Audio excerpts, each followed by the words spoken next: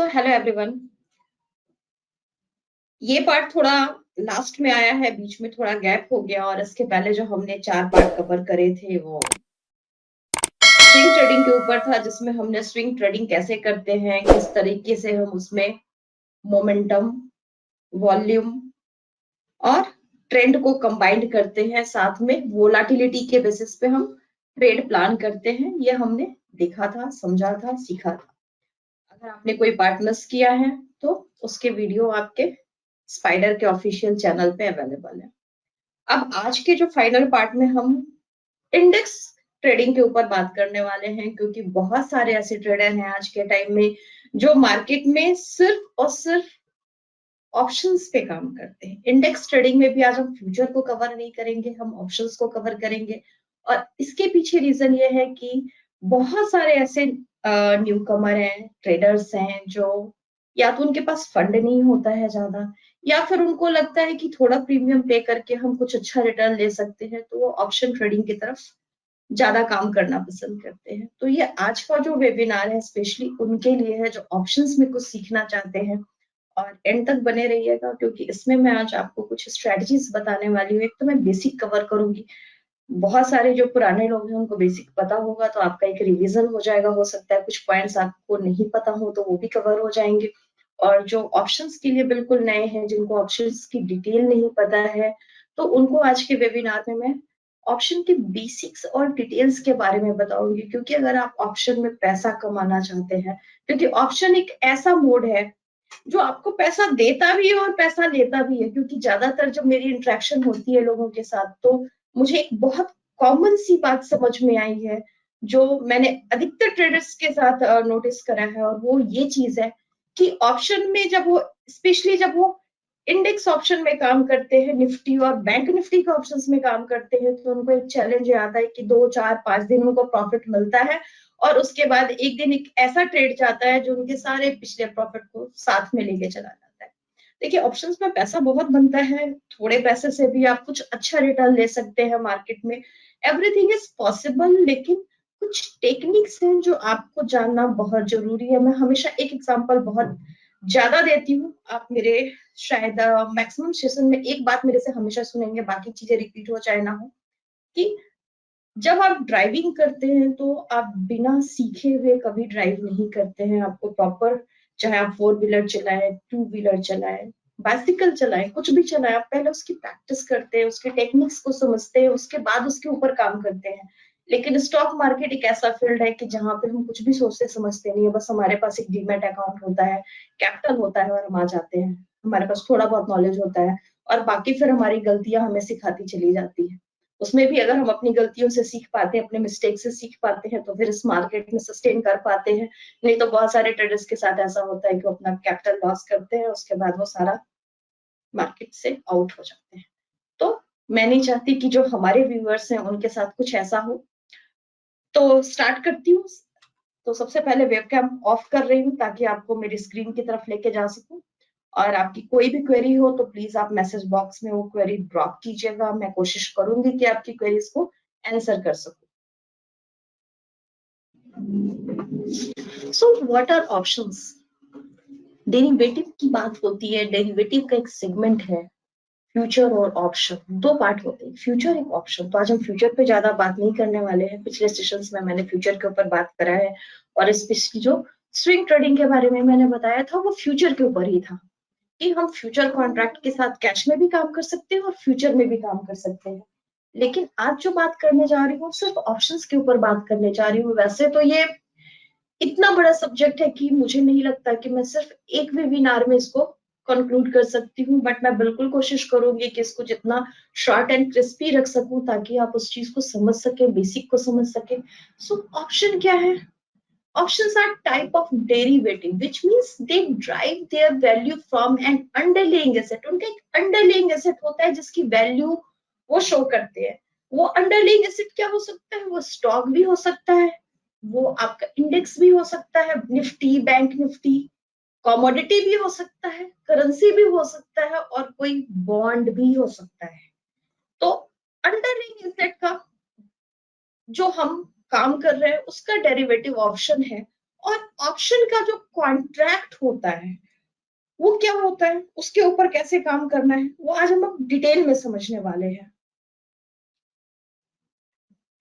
तो दो पार्टीज होती है ऑप्शंस में, एक जो कॉन्ट्रैक्ट बायर होते हैं और दूसरा कॉन्ट्रैक्ट सेलर होते हैं। जो कॉन्ट्रैक्ट सेलर होते हैं उनको हम ऑप्शन राइटर भी कहते हैं। बहुत ज्यादा सुनने में वर्ड आता है ना कि ऑप्शन राइटर ने ये ऑप्शन राइट कर दिया, ऑप्शन राइटर यहाँ पे बैठे हुए हैं मार्केट में, ये स्ट्राइक प्राइस पे ऑप्शन राइटिंग बढ़ी हुई है। तो जो ऑप्शन सेलिंग होती है, ऑप्शन में हम दोनों काम कर सकते हैं, ऑप्शन बाइंग भी कर सकते हैं, ऑप्शन सेलिंग भी कर सकते हैं। लेकिन जो ऑप्शन सेलिंग का पार्ट है वहां पे आपकी फंड की रिक्वायरमेंट ज्यादा होती है। आप एक कॉन्ट्रैक्ट को बेच सकते हो, आप कॉल और पुट को बेच सकते हो, लेकिन उसके लिए आपके पास एक अच्छे फंड की रिक्वायरमेंट होती है। और हमेशा चूंकि इसमें एक बड़ा पैसा इन्वॉल्व होता है, तो ये जो गेम है, ये जो ट्रेड है, ये मैक्सिमम वो ट्रेडर प्लान करते हैं जिनके पास फंड की कोई प्रॉब्लम नहीं है, जिनके पास सफिशिएंट फंड होता है। क्योंकि आप एक लॉट पे तो हमेशा काम नहीं करोगे। आपको अगर गेन लेना है, अगर मार्केट में आप बड़ा पैसा कमाना चाहते हो, तो आप क्या करोगे, मल्टीपल लॉट्स के साथ आप वहां पे काम करते हो। तो जहां पे आपको बड़ा पैसा लग रहा है, तो एक रिटेल ट्रेडर समटाइम्स उसके पास इतना फंड नहीं होता है कि वो मल्टीपल लॉट्स ऑप्शन सेलिंग में डाल सके।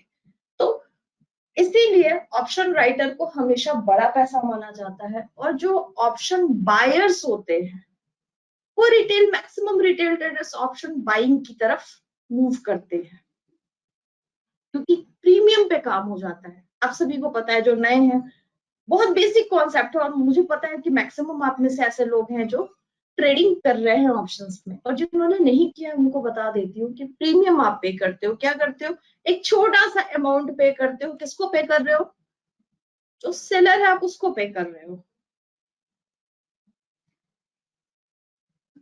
तो मूव करते हैं नेक्स्ट स्लाइड की तरफ। ऑप्शन ट्रेडिंग में क्या होता है, आप ऑप्शंस को बाय भी कर सकते हो और ऑप्शन को सेल भी कर सकते हो, जो अभी हमने बात करी है। तो आप ऑप्शन कब बाय करते हो, आपके लिए ऑप्शन बाय करने के लिए सबसे पहले किस चीज की रिक्वायरमेंट होती है, एक मार्केट की व्यू की। करेक्ट। आपको पता होना चाहिए कि आप क्या बाय करने जा रहे हो और क्यों बाय करने जा रहे हो, ये जानना बहुत जरूरी है। तो इस क्या और क्यों का आंसर क्या है।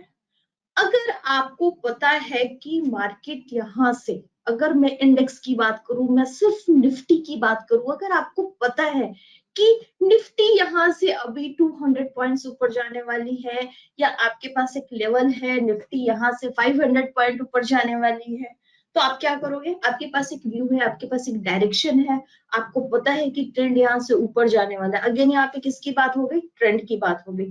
डायरेक्शन पता है, ट्रेंड का पता है, तो आप क्या करने वाले हो, आप कॉल ऑप्शन बाय करोगे। करेक्ट।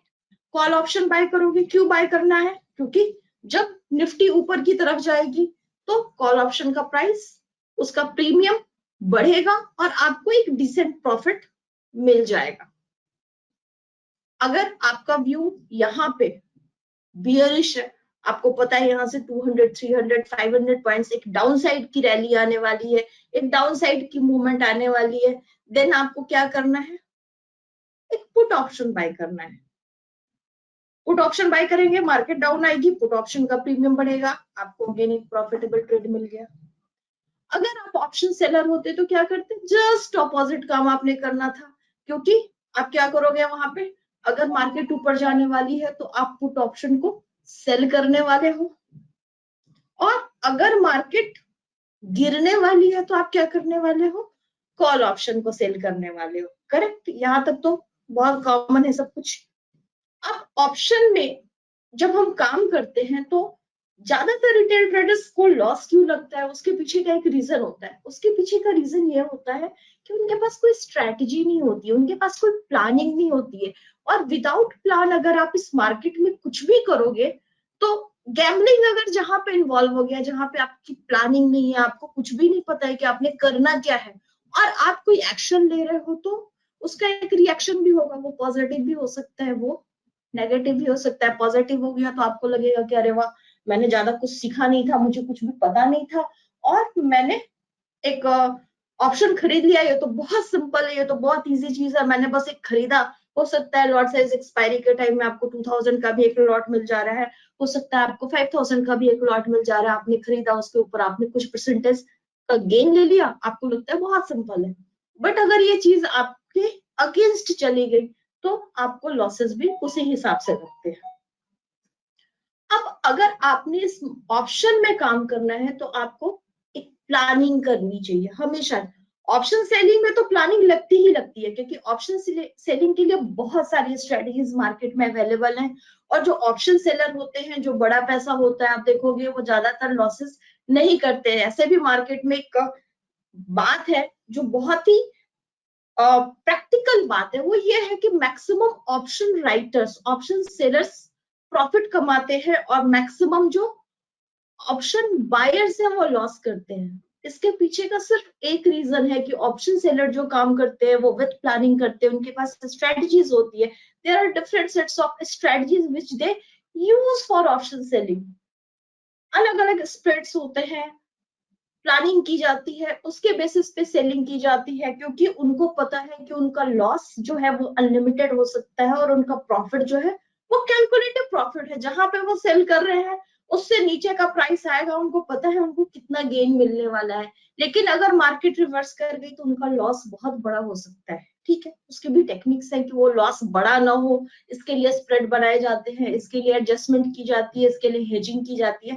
वो सारी टेक्निक्स अपनी जगह है। तो फिर अगर वही पे बात आ गई कि टेक्निक्स है, एडजस्टमेंट्स है, तो पता होना चाहिए तभी करोगे, नहीं पता है तो कर ही नहीं सकते।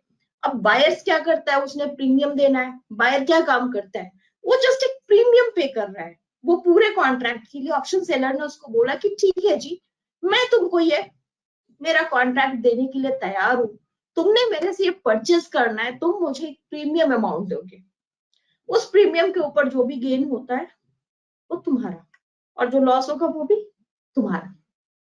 डील हो गई। ऑप्शन बायर्स आ गए वहां पे, उन्होंने बाइंग कर ली। अब अगेन वही बात है कि टेक्निक अगर आपको पता हो तो आप बाइंग में कभी भी लॉस नहीं करोगे। ऑप्शन बाइंग में भी पैसा बनता है और बहुत कांस्टेंट बेसिस पे पैसा बन सकता है। ऐसा नहीं है कि आपने 4 दिन प्रॉफिट किया और 5वें दिन आपने लॉस कर लिया। जहां पे गैम्बलिंग पार्ट रहेगा वहां पे वो चीज हो सकती है, जहां पे गैम्बलिंग पार्ट नहीं है वहां पे ये चीज आपकी नहीं होने वाली है। आपको कोई भी लॉस नहीं लगेगा अगर आप प्लानिंग के साथ काम करते हो। तो ऑप्शन बाइंग में जाने के पहले आपको क्या सीखना चाहिए, आपको ग्रीक्स का नॉलेज होना चाहिए। आपके लिए ग्रीक्स बहुत इंपॉर्टेंट है। ग्रीक्स लाइक एबीसीडी, जैसे आप जो भी लैंग्वेज सीखते हो उसका अल्फाबेट होता है, वो आपको पता होना चाहिए। तो ऑप्शन बाइंग का या ऑप्शन सेलिंग के लिए भी वो चीज काम करती है। तो ऑप्शन का अल्फाबेट क्या है, ग्रीक्स। तो व्हाट आर ग्रीक्स, ग्रीक्स के ऊपर अगर हम जाएं तो ग्रीक्स क्या काम करते हैं। Greeks, there are 5 Greeks, delta, gamma, theta, vega और रो।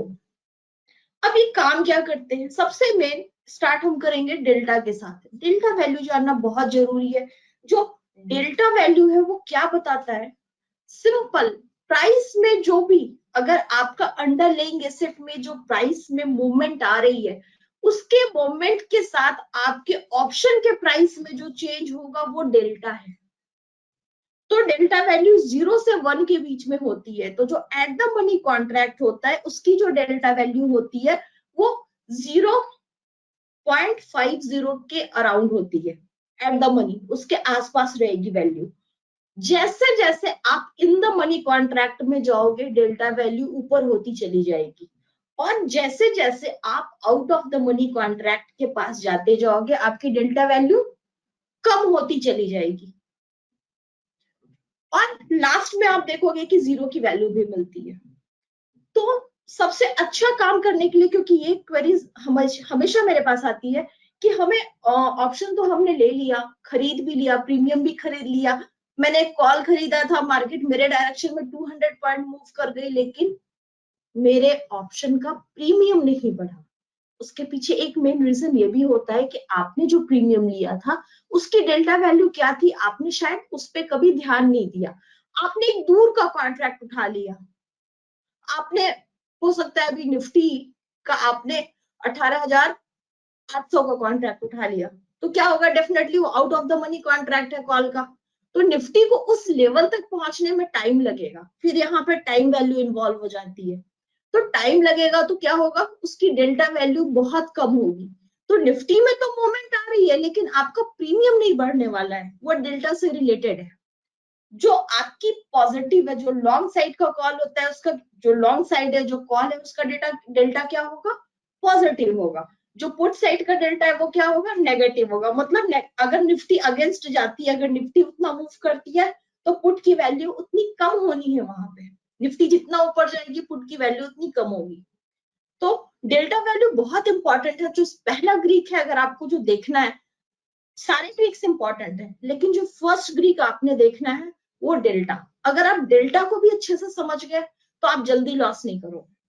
तो फर्स्ट ग्रीक आपको डेल्टा को देखना है, बहुत जरूरी है। तो आप डेल्टा को जब मेजर करना शुरू करते हो तो आपको पता है, अब आपके पास एक कैलकुलेशन है कि निफ्टी अगर मूव करेगी 100 पॉइंट तो मेरा प्रीमियम कितना बढ़ने वाला है। क्योंकि अभी तक आप ब्लाइंड गेम खेल रहे थे, आपको नहीं पता था, यू वर जस्ट इमेजिन कि हाँ ये इतना मूव कर जाएगा, हो सकता है डबल हो जाए, हो सकता है ट्रिपल हो जाए, बट आपके पास एग्जैक्ट फिगर नहीं था। डेल्टा को ट्रैक करना शुरू करोगे आपके पास एक एग्जैक्ट फिगर आ जाएगा कि निफ्टी कितनी मूव करने वाली है। अब गामा क्या है, गामा डेल्टा का डेरिवेटिव है। अभी जो हम डेल्टा की बात कर रहे थे, डेल्टा किसका डेरिवेटिव है, अंडरलाइंग एसेट का, बट जो गामा है वो डेल्टा का डेरिवेटिव है। तो डेल्टा कितना फ्लक्चुएट करने वाला है ये डिसाइड गामा करेगा। ज्यादातर गामा कब एक्टिव होता है, एक्सपायरी वाले दिन, जिस दिन theta value which is time value, जो थीटा वैल्यू है जिस दिन नील हो जाती है उस दिन डेल्टा वैल्यू बहुत ज्यादा हाइपर एक्टिव होता है, उस दिन डेल्टा वैल्यू आपको सबसे हाई मिलेगा। और जो गामा स्कैल्पिंग होती है ये ट्रेडिंग का एक पार्ट है। जो स्कैल्पर्स होते हैं या जो छोटे छोटे पॉइंट्स लेके बड़ा गेन लेने वाले होते हैं, तो वो वो डेल्टा गामा स्कैल्पिंग करते हैं एक्सपायरी वाले दिन, उसकी अपनी स्ट्रैटेजी होती है जो हम आज के सेशन में डिस्कस नहीं करने वाले हैं। अब थीटा क्या होता है, थीटा टाइम वैल्यू है। टाइम वैल्यू हमेशा आपको नेगेटिव मिलेगी, क्यों नेगेटिव मिलेगी, क्योंकि जैसे ही एक्सपायरी शुरू होती है, जैसे ही कॉन्ट्रैक्ट शुरू होता है उसका एक एक्सपायरी का डेट फाइनल है। आपको पता है कि चाहे वीकली कॉन्ट्रैक्ट हो चाहे मंथली कॉन्ट्रैक्ट हो, इस फाइनल डेट को वो एंड हो जाएगा, तो उसकी वैल्यू नेगेटिव में स्टार्ट होने के साथ ही होनी शुरू हो जाती है। एक एक पॉइंट के साथ, एक एक मिनट के साथ वो कम हो रहा है।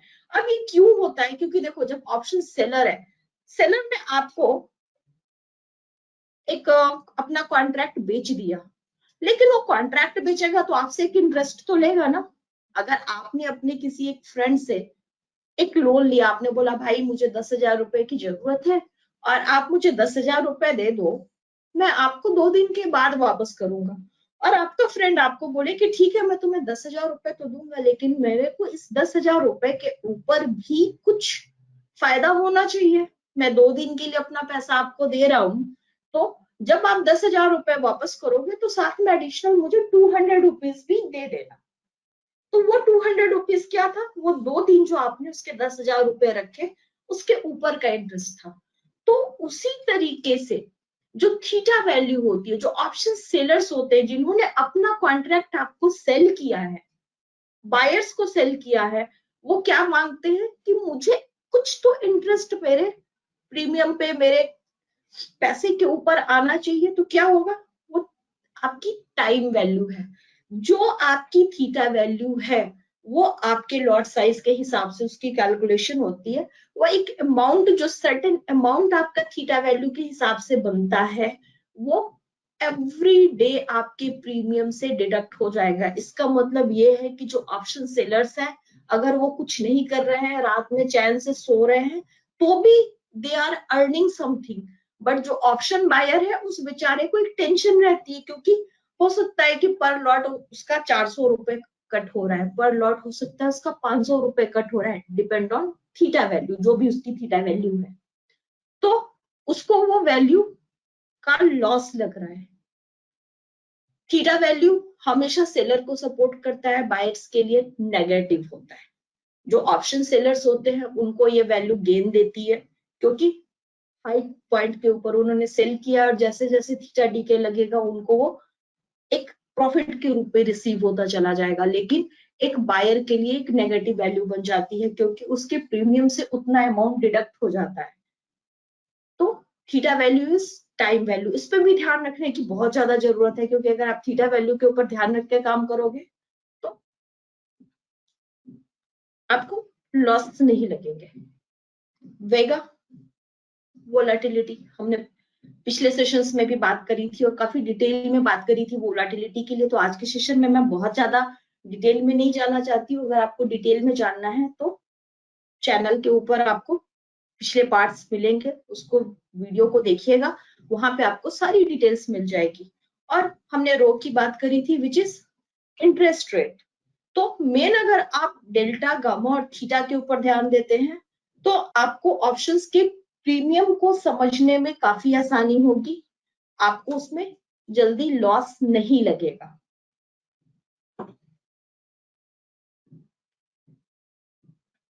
अब बात करेंगे ओपन इंटरेस्ट के बारे में, क्योंकि अगर हम प्रीमियम को समझना चाहते हैं, अगर हम प्रॉफिट लेना चाहते हैं, तो हमें ओपन इंटरेस्ट के बारे में जानना बहुत जरूरी है। एक बहुत इंपॉर्टेंट फैक्टर है। अगर आप ओपन इंटरेस्ट को समझ जाते हैं तो आपको मार्केट के बारे में एक बहुत अच्छा नॉलेज मिल जाएगा कि मार्केट किस डायरेक्शन में काम करने वाली है, कहाँ पे सपोर्ट बन रहा है, कहाँ पे रेजिस्टेंस बन रहा है, और आप उसके हिसाब से अपने निफ्टी और बैंक निफ्टी के ट्रेड को प्लान कर सकते हैं। तो सबसे पहले आपको क्या करना है, ओपन इंटरेस्ट को समझना है। तो ओपन इंटरेस्ट क्या हुआ? Open interest is total number of outstanding derivative contracts which have not been settled. ये वो कॉन्ट्रैक्ट है जो अभी तक ओपन है। ओपन इंटरेस्ट क्या होगा? एक सेलर है, उसने एक कॉन्ट्रैक्ट सेल किया, दूसरी तरफ एक बायर है जिसने उस सेलर से कॉन्ट्रैक्ट परचेज किया। सो 1:1 कितना होना चाहिए? 2 नहीं होगा, यहाँ पे 1 ही कॉन्ट्रैक्ट होगा, क्योंकि जिस बायर ने उस कॉन्ट्रैक्ट को परचेज किया है वो कॉन्ट्रैक्ट अभी ओपन है, वो पोजीशन ओपन पड़ी हुई है। तो ओपन इंटरेस्ट की कैलकुलेशन ये होती है 1+1=1। तो ओपन इंटरेस्ट वो कॉन्ट्रैक्ट होता है जो अभी क्लोज नहीं किया गया है, मार्केट में वो पोजीशन ओपन पड़ी हुई है। अब जैसे जैसे मार्केट में आप देखोगे ओपन इंटरेस्ट बढ़ रहा है, कहाँ से देख सकते हैं? एनएससी की वेबसाइट पे चले जाइए, बहुत सारे ऑप्शन है, पर सबसे अच्छा और सबसे रिलायबल जो सोर्स मैं आपको बता सकती हूँ वो ये है कि एनएससी की वेबसाइट पे जाइए, वहां पे ओपन इंटरेस्ट का चार्ट होता है, उस डेटा को देखिए, वहां पे ओवाई करके एक ऑप्शन होगा, उसमें सारी डिटेल्स आपको मिल जाएंगी। चाहे आप इंडेक्स के बारे में देख रहे हैं, आप किसी स्टॉक्स के बारे में देख रहे हैं, सब कुछ आपको मिलेगा। स्पाइडर में भी डेटा अवेलेबल है, ठीक है। अब ओपन इंटरेस्ट आपको क्या शो करता है? जैसे जैसे मार्केट में ओपन इंटरेस्ट बढ़ रहा होता है वो इंडिकेट करता है कि मार्केट में पैसा आ रहा है, मनी का फ्लो आ रहा है। और जैसे जैसे ओपन इंटरेस्ट, मनी का फ्लो क्यों आ रहा है? जैसे जैसे कॉन्ट्रैक्ट की एंट्री हो रही है, एक सेलर ने कॉन्ट्रैक्ट किसी बायर को बेचा और वो बायर अभी पोजीशन होल्ड करके बैठा हुआ है, मार्केट में पोजीशन बनी हुई है, मतलब पैसा आ रहा है मार्केट से। और ओपन इंटरेस्ट डिक्रीज का क्या मतलब है? कि यहां से फंड अभी जा रहा है, पोजीशंस क्लोज हो रही हैं, जो भी ओपन पोजीशन थी, चाहे लॉन्ग में थी चाहे शॉर्ट में थी, वो क्लोज हो रही है। अब इसमें भी ज्यादा डिटेल में थोड़ी बात कर लेते हैं। ओपन इंटरेस्ट से हमें कैसे पता चलेगा? ज्यादातर बात होती है ना कि कॉल लॉन्ग बिल्डअप हो रहा है, शॉर्ट बिल्डअप हो रहा है, शॉर्ट कवरिंग है, लॉन्ग अनवाइंडिंग है, ये सारी बातें चल रही होती हैं। तो हमें कैसे पता चलेगा कि एग्जैक्ट मार्केट में क्या हो रहा है? ओपन इंटरेस्ट के डेटा को कैसे चेक करेंगे? तो देखो, सबसे पहले लॉन्ग बिल्डअप मतलब an increase in open interest with increase in price indicates long build up. Long build up का मतलब है कि मार्केट में एक पोजीशन बन रही है, बायर्स अपनी पोजीशन बना रहे हैं और क्यों बना रहे हैं? बायर्स मार्केट में पोजीशन कब बनाते हैं? जब उनका व्यू मार्केट के लिए बुलिश होता है, जब उनको लगता है कि मार्केट, चाहे हम इंडेक्स की बात करें, चाहे किसी पर्टिकुलर स्टॉक की बात करें, कमोडिटी की बात कर लो, कहीं पर भी किसी भी सेगमेंट में आप जाओ, अगर मार्केट में ओपन इंटरेस्ट बन रहा है और वो पॉजिटिव ओपन इंटरेस्ट है, यानी कि ओपन इंटरेस्ट भी बढ़ रहा है और साथ में प्राइस भी बढ़ रही है, मतलब वहां पे लॉन्ग पोजीशंस बनाई जा रही है, मतलब मार्केट में एक बुलिश व्यू है, मार्केट ऊपर जाएगी। अब आप इसको कैसे ऑप्शन बायर के रूप में कैसे यूटिलाइज करोगे? अगर किसी कॉल के किसी पर्टिकुलर स्ट्राइक प्राइस पे, चाहे वो निफ्टी हो, चाहे बैंक निफ्टी हो, या कोई भी स्टॉक हो, अगर वहां पे ओपन इंटरेस्ट बन रहा है, इसका मतलब क्या होगा? प्राइस ऊपर जाने वाला है। तो आप क्या करोगे? लॉन्ग पोजीशन आप भी बनाओगे। कैसे बनाओगे? कॉल बाय करोगे, उस पर्टिकुलर स्टॉक का कॉल बाय करोगे। कॉल कब बाय करते हैं? सी कब बाय करते हैं? जब मार्केट का व्यू बुलिश होता है। तो ओपन इंटरेस्ट का डेटा अगर वहां पे किसी स्ट्राइक प्राइस पे लॉन्ग बिल्डअप होता दिख रहा है, इसका मतलब है कि वहां पे बायर्स एक्यूमुलेट हो रहे हैं। शॉर्ट बिल्डअप कब होगा? An increase in open interest with decrease in price. Open interest तो बढ़ रहा है लेकिन प्राइस डाउन आ रहा है, मतलब शॉर्ट बिल्डअप हो रहा है वहां पे। शॉर्टर्स आ रहे हैं। शॉर्टर्स कब आते हैं? शॉर्टर्स कब अर्न करते हैं? कॉन्सेप्ट क्या है? शॉर्टर्स हाई नोट पे बेचते हैं, सेल करते हैं, और जब प्राइस डाउन आ जाता है तो बाय बैक कर लेते हैं। मतलब मार्केट के लिए व्यू बेयरिश है, प्राइस यहां से डाउन आने वाला है, डाउन साइड की मूवमेंट बनेगी। तो शॉर्ट बिल्डअप जब होने लगेगा, क्या आपको क्या इंडिकेशन मिल रही है? कि यहां से मार्केट डाउन आ सकती है। आपके लिए क्या अपॉर्चुनिटी है? आपके लिए पुट में अपॉर्चुनिटी वहां पे बन रही है। शॉर्ट कवरिंग कब होता है? A decrease in open interest with increase in price. Short covering का मतलब है कि जिन लोगों ने अभी तक शॉर्ट पोजीशंस बनाई थी, वो उस पोजीशन को क्लोज कर रहे हैं, चाहे वो प्रॉफिट में हो चाहे लॉस में हो, उससे कोई फर्क नहीं पड़ता, बट वो पोजीशन क्लोज कर रहे हैं। That is important. So short position close हो रही है, मतलब मार्केट के लिए व्यू क्या है? गेन बुलिश है। शॉर्ट टर्म के लिए मार्केट कब यू टर्न मारती है? जब मार्केट राइज करना शुरू करती है। तो शॉर्ट कवरिंग का मतलब मार्केट यहाँ से बुलिश हो सकती है, इसलिए शॉर्टर्स अपने पोजीशन को एग्जिट कर रहे हैं, क्लोज कर रहे हैं। मतलब आप वहां पे कॉल में इंटर कर सकते हो, लॉन्ग पोजीशन ले सकते हो। लॉन्ग अनवाइंडिंग, जिन लोगों ने लॉन्ग पोजीशन बनाई थी, जिन लोगों ने पहले, जिनका व्यू बुलिश था, अब वो अपनी पोजीशन को क्लोज कर रहे हैं। हो सकता है वो प्रॉफिट बुक कर रहे हो सकता है वो लॉस बुक कर रहे हो, बट वो अपनी पोजीशन को क्लोज कर रहे हैं। मतलब मार्केट यहाँ से डाउन आने वाली है, तभी वो पोजीशन क्लोज कर रहे हैं। अगर मार्केट अभी और ऊपर जा सकती तो अपने पोजीशन को क्लोज नहीं करते, होल्ड करते और प्रॉफिट गेन करते। तो अगर वो पोजीशन क्लोज हो रही है, इसका मतलब मार्केट में एक डाउन साइड की मूवमेंट आने वाली है। सो वहां से भी अगर आपको ये डेटा दिख रहा है कि किसी स्ट्राइक प्राइस पे लॉन्ग अनवाइंडिंग हो रही है, तो आपके लिए अपॉर्चुनिटी जनरेट होती है कि आप वहां पे क्या करेंगे? पुट में पोजीशन बना सकते हैं।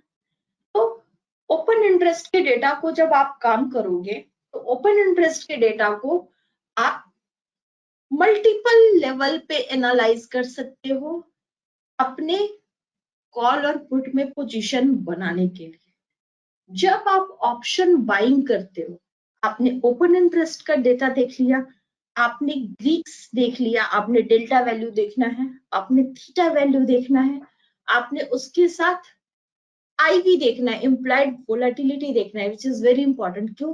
क्योंकि कई बार ऐसा होता है कि आप एक कॉल खरीदते हो, स्पेशली अगर जिस किसी ने बजट वाले दिन ट्रेड किया होगा, उन्होंने एक चीज नोटिस किया होगा कि सुबह में प्राइस काफी ऊपर जा रहा था, प्रीमियम काफी हाई था, और उसके बाद मार्केट ऊपर भी गई तो प्रीमियम नहीं बढ़ा। क्यों नहीं बढ़ा था? उसके पीछे का रीजन था कि बजट आने के पहले आईवी का लेवल काफी अप था, आईवी बढ़ी हुई थी, और जब बजट अनाउंस हो गया उसके बाद आईवी का लेवल डाउन आ गया। तो मार्केट ऊपर भी जा रही थी, लेकिन जिन्होंने हाई आईवी पे खरीदा था उनको प्रॉफिट नहीं हो पा रहा था, क्योंकि उसके बाद आईवी की वैल्यू डाउन हो गई थी। तो आपने क्या देखना है? वोलाटिलिटी को मेजर करने के लिए आईवी पे नजर बना के रखनी है। पिछले सेशंस में मैंने बताया है आपको विक्स भी देखना है और डेल्टा वैल्यू के साथ कॉम्बिनेशन करके आपको प्रीमियम को कैलकुलेट करना है कि मेरा प्रीमियम कितना बढ़ेगा। मार्केट में अगर पैसा कमाना है, बाइंग में पैसा कमाना है, तो सबसे अच्छा तरीका ये होता है कि एट द मनी कॉन्ट्रैक्ट पे काम करो। निफ्टी, बैंक निफ्टी या स्टॉक, किसी में भी आपने काम करना है, सबसे अच्छा तरीका है एट द मनी कॉन्ट्रैक्ट, जो स्ट्राइक प्राइस का कॉन्ट्रैक्ट है उस पे काम कीजिए जिसकी डेल्टा वैल्यू 0.50 के आसपास होती है। आउट ऑफ मनी में दिक्कत क्या होती है कि देखिए उसमें सिर्फ ना टाइम वैल्यू होती है, उसकी इंट्रिंसिक वैल्यू नहीं होती है। और इन द मनी जो कॉन्ट्रैक्ट होता है उसके पास इंट्रिंसिक वैल्यू भी होती है और टाइम वैल्यू भी होती है। तो जब आप out of the money contract में काम करते हो तो होता यह है कि टाइम वैल्यू, जो अभी हमने बात करी कि थीटा वैल्यू, वो हर दिन लैप्स हो रही है। Even post market to pre market hours में भी उसकी कुछ वैल्यू लैप्स हो रही है और मार्केट आवर्स में भी उसकी वैल्यू लैप्स हो रही है। तो एक एक मिनट, एक एक क्षण वो धीरे धीरे खत्म हो रहा है, वो अपनी डेथ की तरफ बढ़ रहा है। तो क्या होगा, एक्सपायरी वाले दिन उसकी वैल्यू 0 हो जाएगी। अगर वो आपके डायरेक्शन में भी मूवमेंट हो रही है तो आप एक्सपायरी वाले दिन देखोगे कि उसका प्रीमियम बहुत तेजी से डिके कर रहा है। तो उसमें एक ऑप्शन जो बायर होता है, जिसको इन चीजों की समझ नहीं होती है, वो बहुत बुरे तरीके से ट्रैप कर जाता है। अब अगर वो ट्रैप हो गया तो क्या होगा, लॉस लगेगा उसको। तो ये सारे फैक्टर्स हैं जिसको आपको ध्यान रख करके काम करने की जरूरत है। अब मैं आपको मेरे चार्ट पे लेके जा रही हूँ। आज जो आपको स्ट्रेटेजी सिखाने वाली हूँ, इस स्ट्रेटेजी को आप स्पेशली निफ्टी, बैंक निफ्टी के ऑप्शंस के लिए यूज कर सकते हैं, स्टॉक ऑप्शंस के लिए भी यूज कर सकते हैं। तो मैं जो मेरे सेटअप पे काम करती हूँ, जो मैं अपनी प्लानिंग करती हूँ, तो मेरे प्लानिंग में क्या रहता है, विक्स को देखना, डेल्टा वैल्यू के ऊपर काम करना, एट द मनी कॉन्ट्रैक्ट के ऊपर काम करना जब ऑप्शन बाइंग कर रही हो। दूसरी चीज क्या देखती हूँ, ओपन इंटरेस्ट। ओपन इंटरेस्ट मुझे एक सपोर्ट और रेजिस्टेंस लेवल का भी व्यू दे देता है। क्यों? क्योंकि जहां पे कॉल राइटिंग सबसे ज्यादा हुई पड़ी है, कॉल राइटिंग का मतलब क्या है, वो लेवल एक रेजिस्टेंस का काम कर सकता है, कि स्ट्रॉन्ग रेजिस्टेंस का काम कर सकता है। क्यों?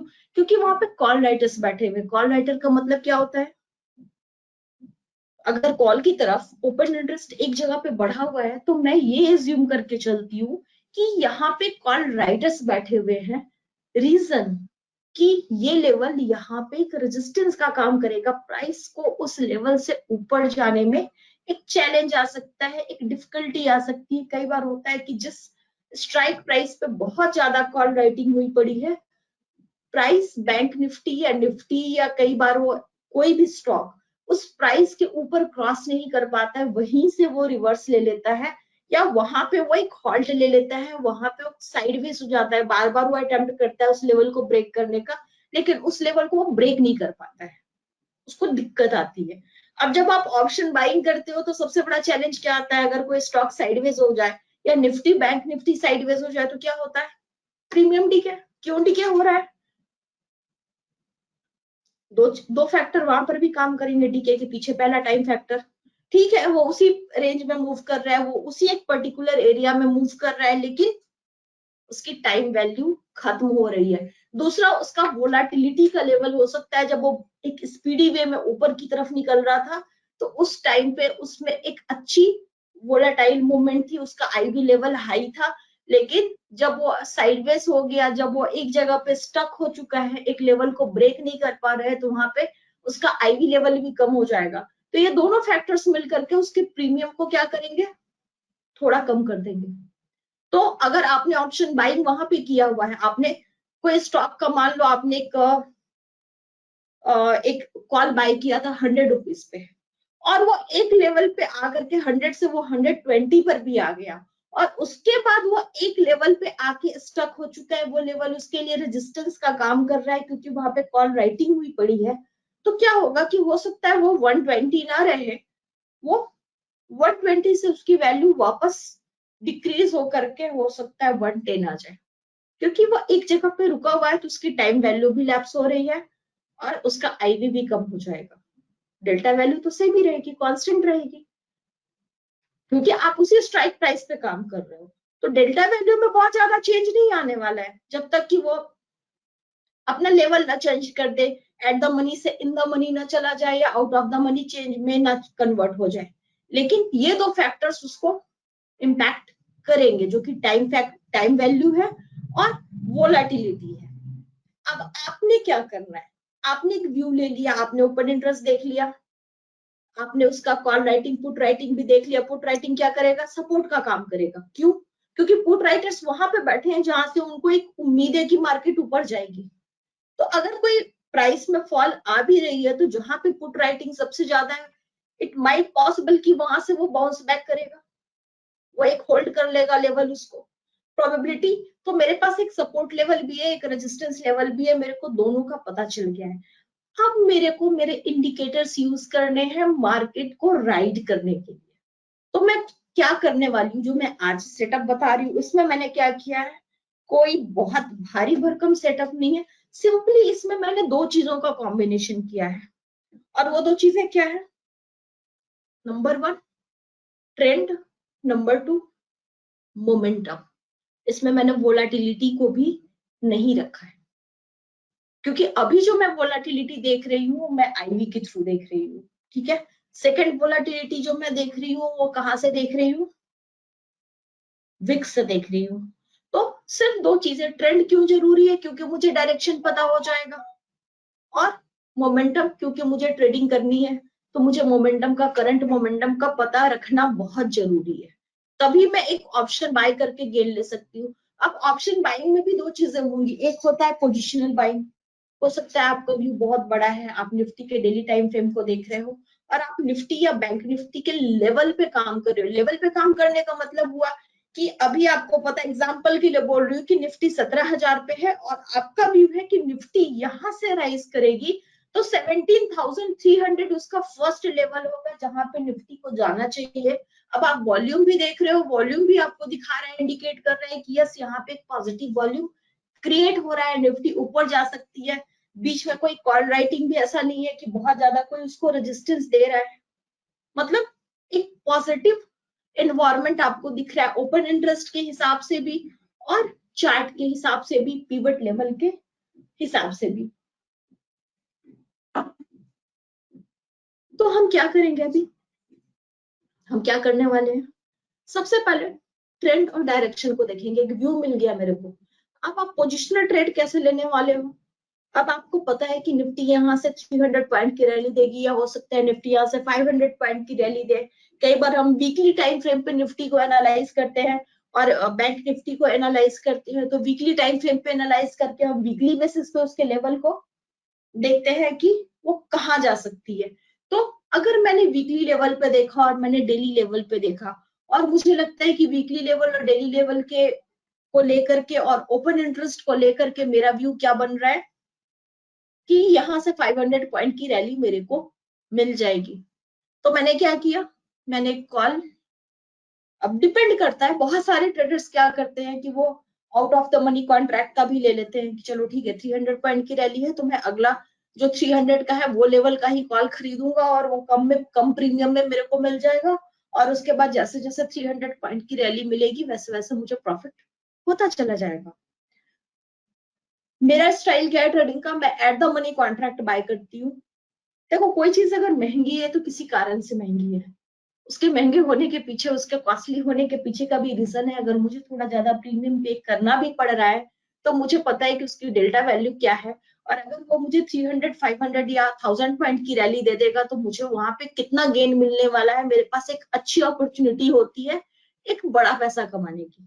तो मैं हमेशा एट द मनी कॉन्ट्रैक्ट के ऊपर काम करना पसंद करती हूँ। इन द मनी क्यों नहीं करती हूँ, रीजन, इन द मनी करते, ऐसा नहीं कि मैं नहीं करती, बट जो नए ट्रेडर्स हैं उनको मैं सजेस्ट नहीं करती, क्योंकि जैसे जैसे आप डीप डेल्टा वैल्यू के ऊपर जाओगे, जैसे जैसे आपकी डेल्टा वैल्यू 50 के एवज जाएगी, हो सकता है आप कोई कॉन्ट्रैक्ट पे काम कर रहे हो, वो इन द मनी कॉन्ट्रैक्ट है या deep in the money contract है, और वहां पे उसकी डेल्टा वैल्यू 0 पॉइंट मान लो 75 है, तो उसकी जो मोमेंट होगी वो काफी वोलाटाइल मोमेंट होगी।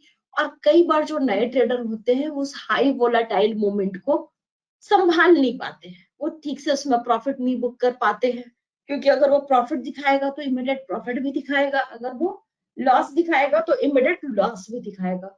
तो कई बार ट्रेडर के लिए, स्पेशली जो नए ट्रेडर्स होते हैं, उसके लिए वो लेवल को हैंडल कर पाना थोड़ा मुश्किल होता है। दूसरी चीज, वो जितना deep in the money contract होगा, वो प्रॉफिट भी दे रहा है, लेकिन वो उतना ही कॉस्टली भी होगा। तो एक वो रीजन भी होता है।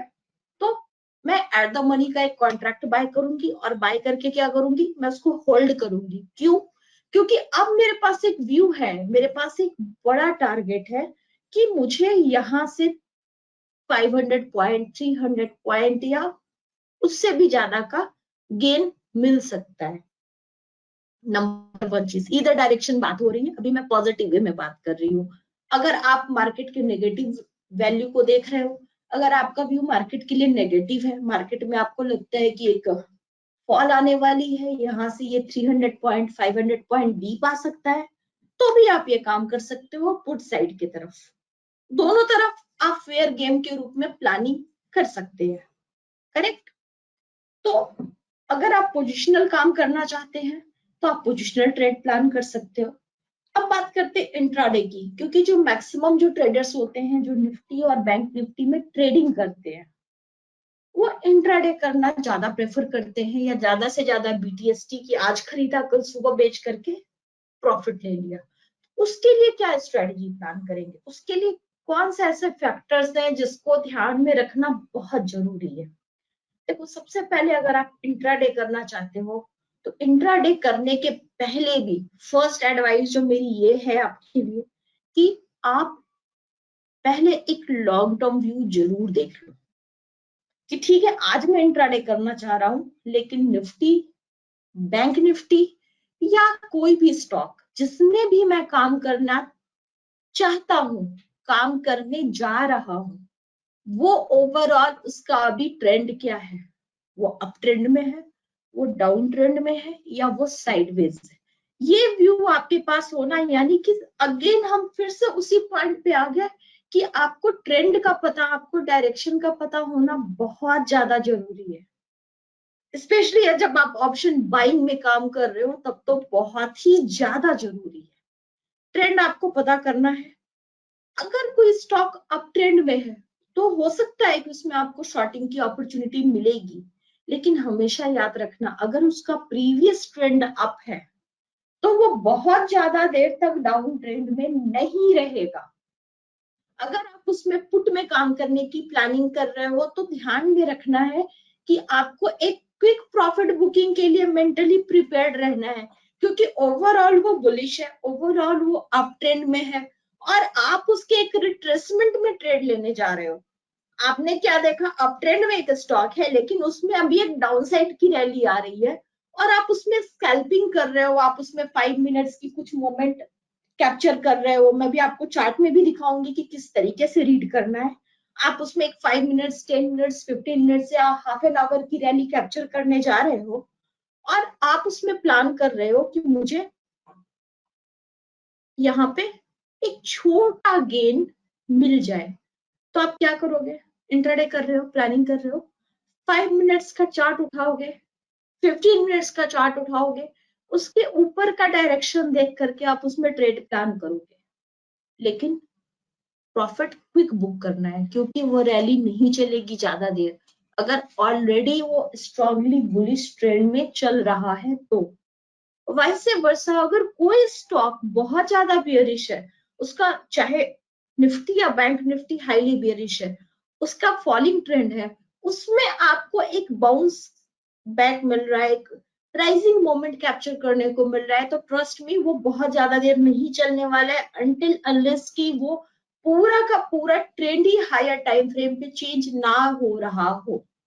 अगर हायर टाइम फ्रेम पे पूरा ट्रेंड चेंज हो रहा है, तब तो रैली कंटिन्यू करने वाली है। फिर आपका ये हो जाएगा कि आपने बाय वन डिप किया था, आपने एकदम बेस लेवल पे खरीदा, और आप उसकी पूरी रैली को, जो उस ट्रेंड के, जो ट्रेंड रिवर्सल की स्टार्टिंग पे आपने जो बाइंग करी है, आप उसको एंड तक, जब तक आप चाहो, उसको ट्रेड कर सकते हो। तो सबसे पहले निफ्टी के चार्ट पे चलते हैं।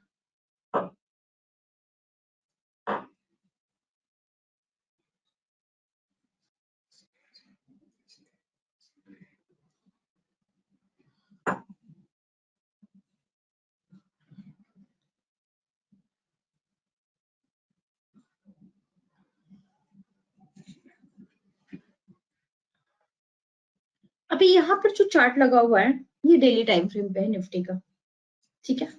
अब जो सबसे पहली चीज जो मैंने यहाँ पे लगाई हुई है मेरा ट्रेंड इंडिकेटर, ये जो आप लाइन देख रहे हो और ये जो दो लाइन देख रहे हो, ये दोनों मेरे ट्रेंड इंडिकेटर की लाइन है।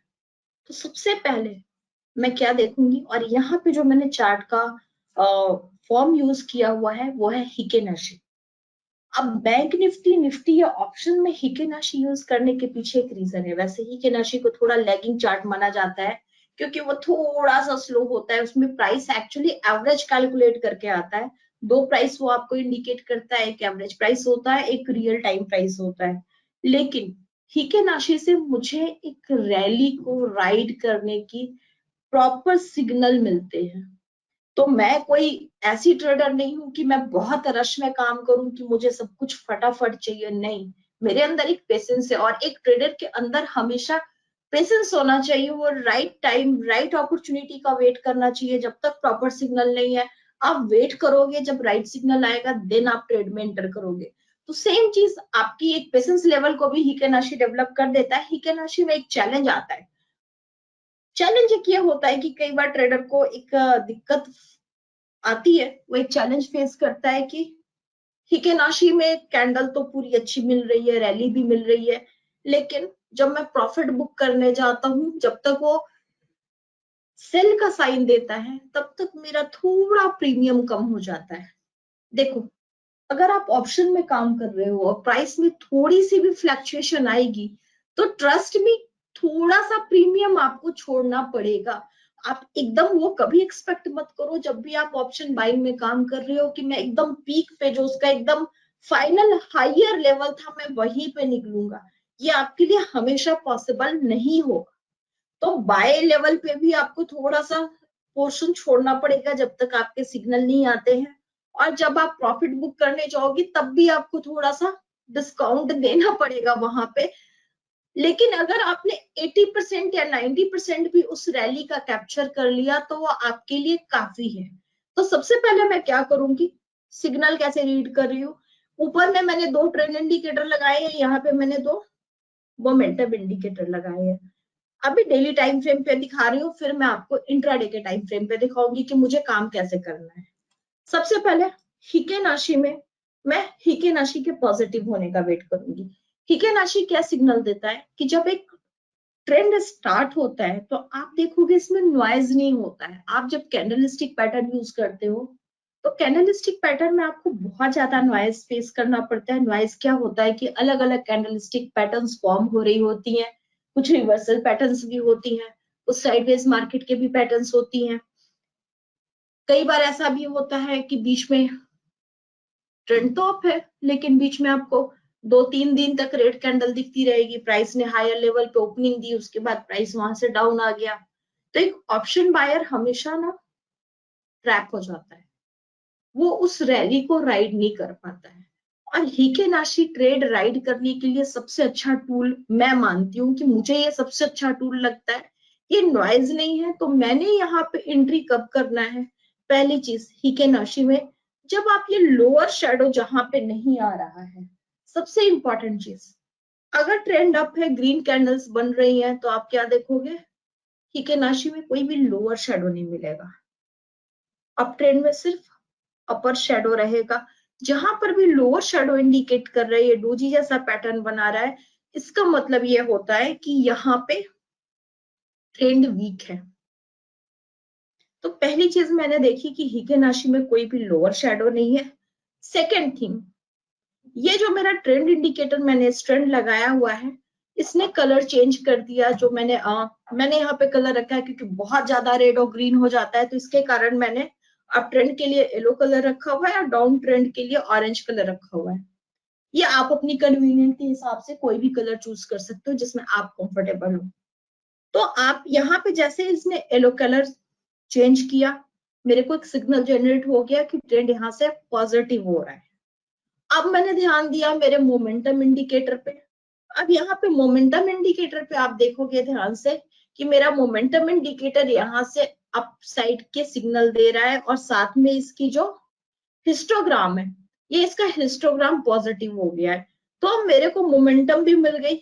सेकेंड मोमेंटम इंडिकेटर जो है इन दोनों लाइन के बीच में एक पॉजिटिव क्रॉसओवर हो चुका है, ये दोनों लाइन ऊपर की तरफ राइज कर रही है, मतलब दो मोमेंटम इंडिकेटर दोनों ने मेरे को सिग्नल दे दिया कि मार्केट अपसाइड की तरफ जाने वाली है, यहाँ पे ट्रेंड पॉजिटिव हो रहा है। और पहले मोमेंटम इंडिकेटर ने सिग्नल दिया, उसके बाद ट्रेंड इंडिकेटर ने भी सिग्नल दे दिया, बट मैं थोड़ा सा वेट करूंगी, मैं थोड़ा सा रश ट्रेडिंग नहीं करती हूँ ऑप्शन बाइंग के मामले में। तो मैं ये दो लेवल के प्राइस के इस लाइन के ऊपर आने का वेट करूंगी।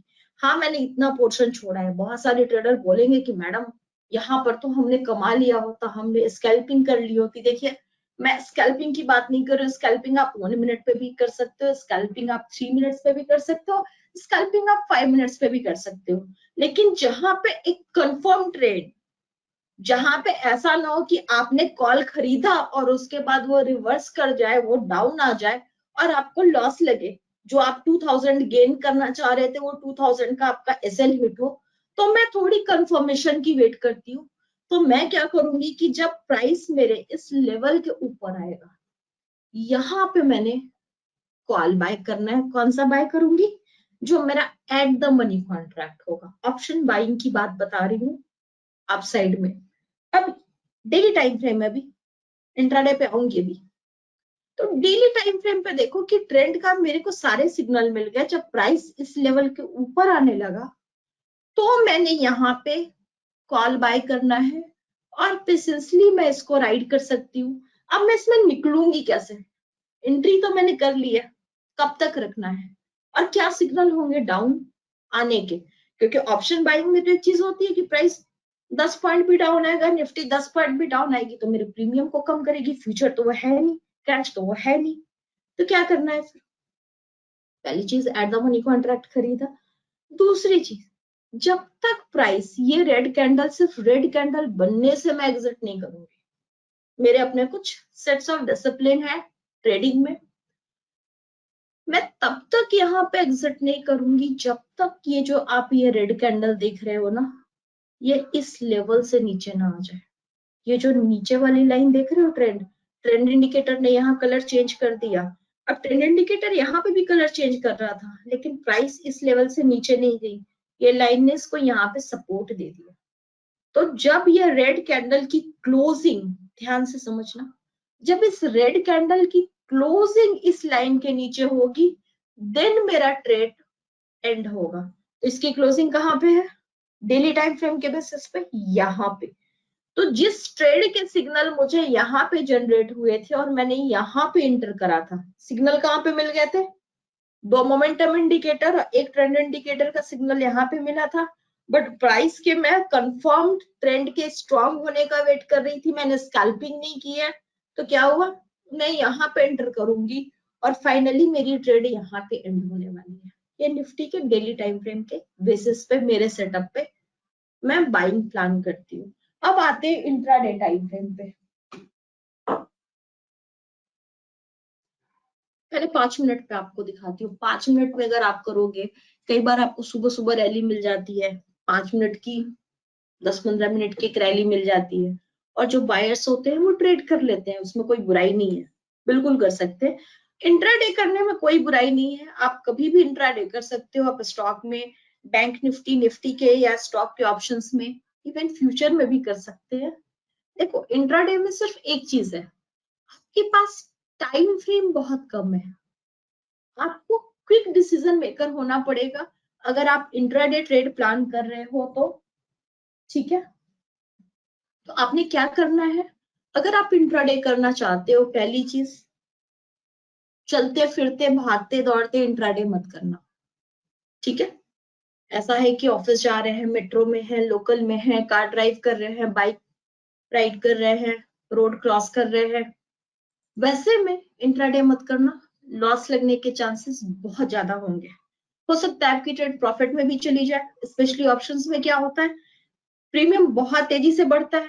बहुत तेजी से बढ़ने के बाद क्या होता है, अगर थोड़ा सा रिवर्सल आया तो प्रीमियम बहुत तेजी से डीके भी होना शुरू हो जाता है। तो इट माइट पॉसिबल कि आप प्रॉफिट में जाके फिर से लॉस मेकिंग ट्रेड में आ जाए। तो आपने वो काम नहीं करना है। आपने क्या करना है, इंट्राडे के लिए एक तो स्क्रीन के सामने बैठो, चाहे आप 5 मिनट की ट्रेड लो, चाहे 1-1 मिनट के टाइम फ्रेम पे ट्रेड लो, स्कैल्पिंग करो, चाहे 3 मिनट्स के टाइम फ्रेम पे काम करो, चाहे 15 मिनट्स पे काम करो। इंट्राडे के लिए आप कोई भी टाइम फ्रेम चूज करो, स्क्रीन आपके सामने होनी चाहिए। थोड़ी देर बैठ के शांति से पीसफुली अपनी ट्रेड लो, जो भी आपका प्रॉफिट बनता है बुक करो। Don't be too much ग्रेडी। Bar bar intraday में आपने इंटर नहीं करना है। एक बार प्रॉफिट आ गया, ट्रस्ट मी, ये चीज नोट कर लो, गांठ बांध लो, एक बार प्रॉफिट आ गया छोड़ दो मार्केट, बंद कर दो अपनी दुकान और आपका जो मेन बिजनेस है, मेन जॉब है, उधर लग जाओ। हमेशा प्रॉफिटेबल रहोगे, ये चीज याद रखना। और अगर एक बार लॉस लग गया तो सेम डे रिकवरी मोड पे कभी मत जाना। अगर सेम डे रिकवरी मोड पे जाओगे तो 99% चांस है कि आप और लॉस करके खत्म करोगे। अगर 5,000 का लॉस लगा था तो हो सकता है आप 10-15,000 20,000 लॉस करके फिर मार्केट छोड़ोगे। ठीक है, तो थोड़े से डिसिप्लिन को पकड़ लोगे तो इंट्राडे में कभी भी लॉस, थोड़ा नॉलेज, थोड़ा डिसिप्लिन और एक चार्ट का सेटअप, ये 3 चीजों का कॉम्बिनेशन कर लिया ना, कभी भी इंट्राडे ट्रेडिंग में, ऑप्शन बाइंग में कभी भी लॉस नहीं लगना है। अब सेटअप की बात करते हैं। अब देखो, ये 5 मिनट का मैंने यहाँ पे निफ्टी का चार्ट लगाया है। अब इसमें मुझे मल्टीपल सिग्नल्स मिल रहे हैं, क्योंकि 5 मिनट का टाइम फ्रेम है तो मुझे बार बार बाय और सेल के साइन देगा। हर थोड़ी देर के बाद मुझे बाय और सेल के साइन देता रहेगा, जैसे जैसे निफ्टी में अप और डाउन साइड की मूवमेंट चलेगी। तो अभी मैंने सबसे पहले क्या देखना है, डेली टाइम फ्रेम पे क्या था, पॉजिटिव। अगर मेरा निफ्टी डेली टाइम फ्रेम पे पॉजिटिव है तो मुझे जो ये शॉर्टिंग की रैली मिल रही है क्या है, ये टेम्पररी होगी, थोड़ी देर ही रैली चलने वाली है। तो मैं क्या करूंगी, क्विक ट्रेड प्लान करूंगी। अब मैं 5 मिनट पे बता रही हूँ, 15 मिनट पे भी इसके बाद बताऊंगी। 1 मिनट पे मैं नहीं जा रही, अगर आप स्कैल्पिंग करना चाहते हो तो यू कैन डू। 1 मिनट पे भी सेटअप काम करता है, आपको छोटी सी रैली मिल जाएगी, जो स्कैल्पर्स हैं वो कर सकते हैं। तो अभी यहाँ पे हम देखते हैं,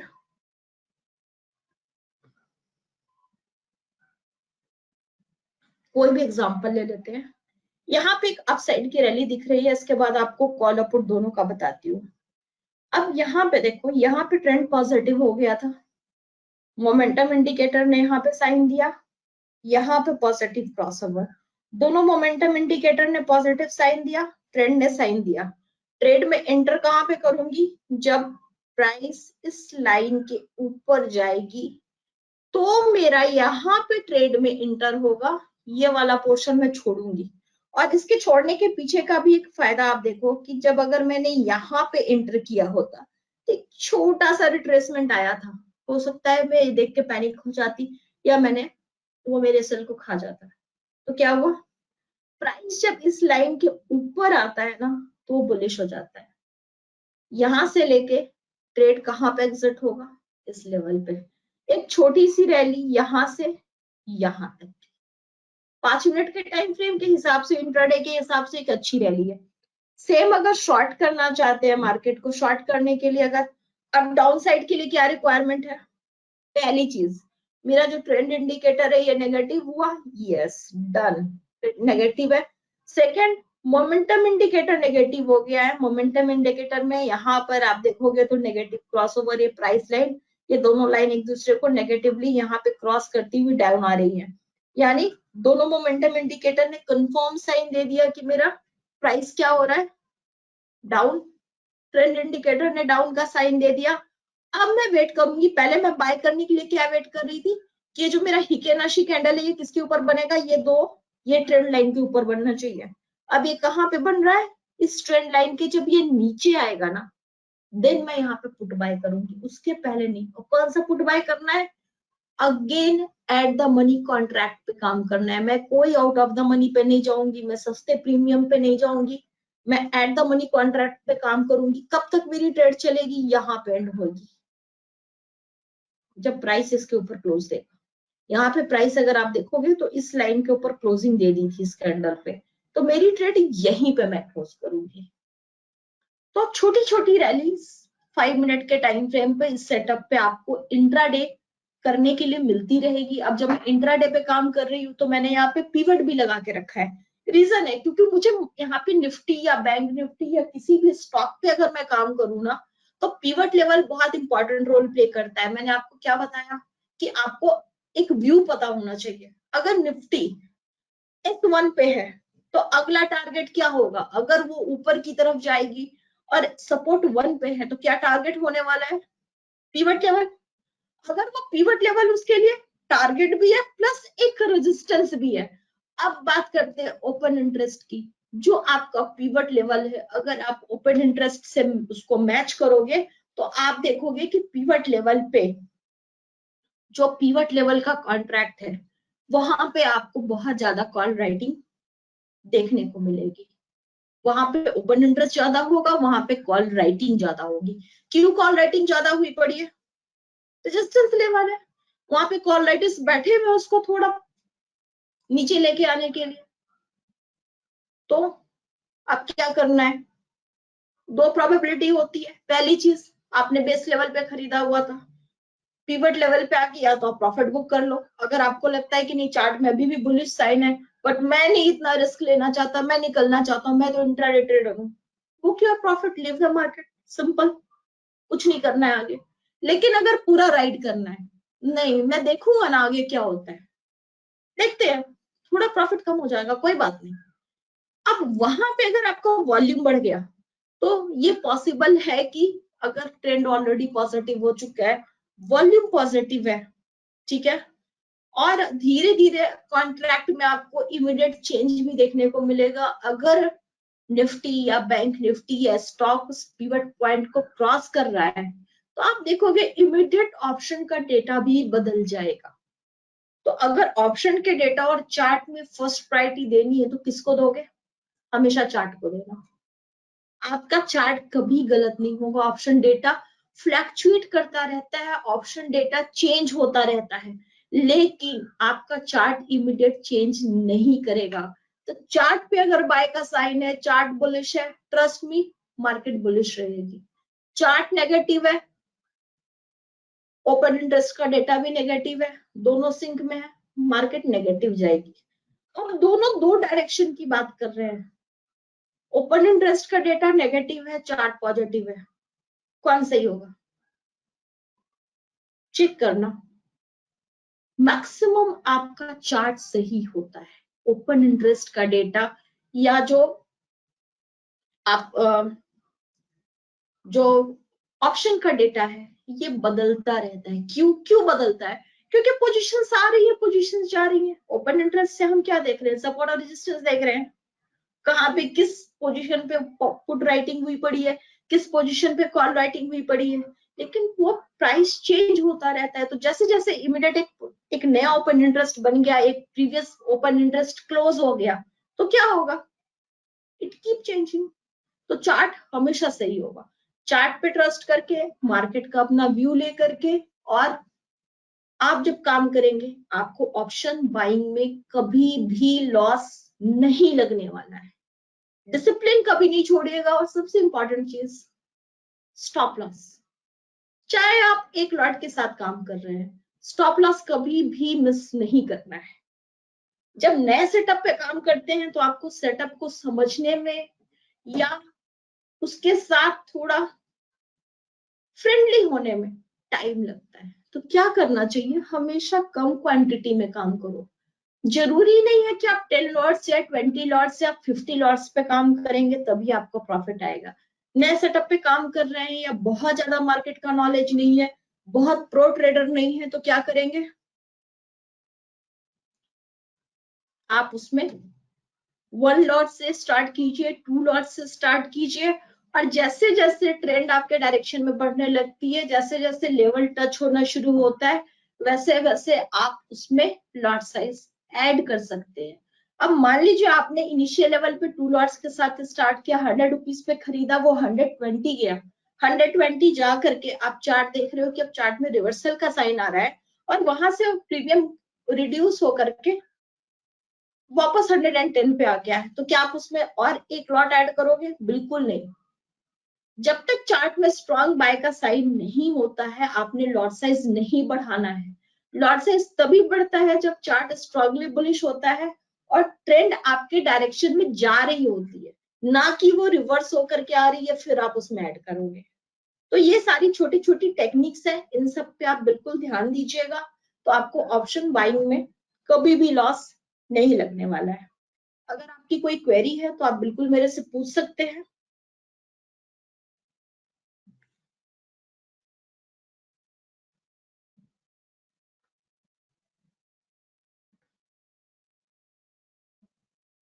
हाँ, जब तक आपकी क्वेरी आती है तब तक मैं बता देती हूँ कि मेरी फर्म भगवती एकेडमी और हरिओम कंसल्टेंसी है, और इसमें जो हम सर्विसेज प्रोवाइड कर रहे हैं वो टेक्निकल एनालिसिस का कोर्स है। यस, अगर आप सीखना चाहते हैं, मार्केट को समझना चाहते हैं, आप नॉलेज गेन करना चाहते हैं, तो हम आपकी हेल्प कर सकते हैं।